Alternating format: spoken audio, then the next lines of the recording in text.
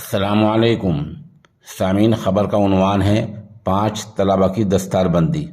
خبر کے لیے مولوی شاہ رخ رشیدی یمنا نگری ہمارے رابطے میں ہیں۔ وہ بتا رہے ہیں کہ ہریانہ کے ضلع یمنا نگر کے گاؤں مکارم پور کے مدرسہ اشرف المدارس میں 5 حفاظ کرام کی دستار بندی ہوئی ہے اور 22 طلبہ کا ناظرہ قرآن کریم پورا ہوا ہے۔ اسی مناسبت سے وہاں ایک بڑا پروگرام ہوا ہے جس کی شروعات قاری محمد طالب کی تلاوت کلام پاک سے ہوئی ہے۔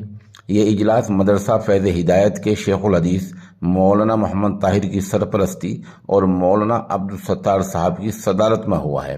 اجلاس میں تعلیم اور اصلاح معاشرہ کے تعلق سے مولانا محمد طیب اور مولانا محمد جعفر کے بیانات ہوئے ہیں۔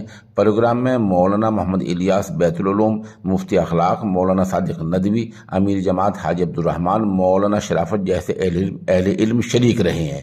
مدرسے کے محتمم مفتی مکرم مظاہری کی محنت اور اخلاص کی سب نے تعریف کی ہے۔ موقع کی چند تصاویر پیش خدمت۔